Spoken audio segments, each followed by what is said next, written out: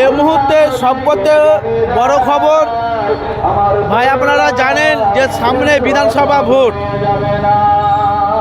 বামফ্রন্ট, CPM, Congress, ISF, left front 2026-এর একটা জোট চাইছে বিজেপিকে বাংলায় বিস্তারিত করার জন্য।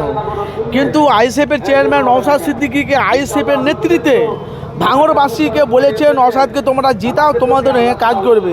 সে নওশাদ সিদ্দিকী এখন বাংলায় দেখতে পাচ্ছি যে আইএসএফের দলটা এমন জায়গাতে মানুষের কাছে পৌঁছে গেছে। পশ্চিম বাংলার আনাচে কানাচে প্রত্যেকটা মানুষ 2026-এ তারা নওশাদকে চাইছে। কেন?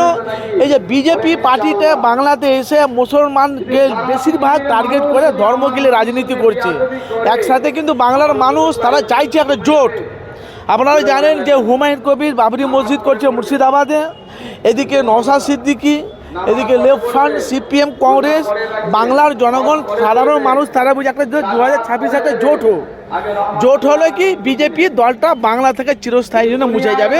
আর বিজেপির সাথে যাদের জোট আছে তারাও বাংলা থেকে মুছে যাবে। কিন্তু ভাই, আজকে যদি আমাদের মুসলমান যদি একতা হতো না, এই বিজেপি বাংলায় দুর্নীতি করতে পারে। কিন্তু ভাঙড়বাসীরা এরা বলছে 2026-এ আমরা নওশাদকে আমাদের যদি কলজাকে যদি কেটে দেয়, কলজাকে যদি কেটে পিস পিস করে দাও, তবু আমরা নওশাদকে আমরা ভোট দেবো। কেন?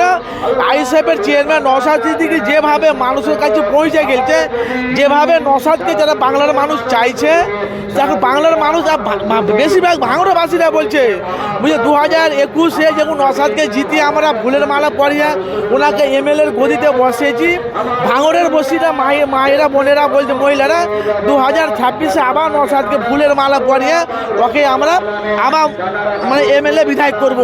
কিন্তু এবারকার শওকত মোল্লা বলা গেছে ভাঙড়ে নওশাদকে পরাজিত করবে। আর কাসেম সিদ্দিকীর সাথে যদি বিধানসভাতে যদি প্রার্থী যদি করে তৃণমূলের প্রার্থী কাসেম সিদ্দিকী, লড়াইটা কোনখানে বুঝতে পেরেছেন? কিন্তু ভাঙড়বাসীরা নওশাদকে চাইছে।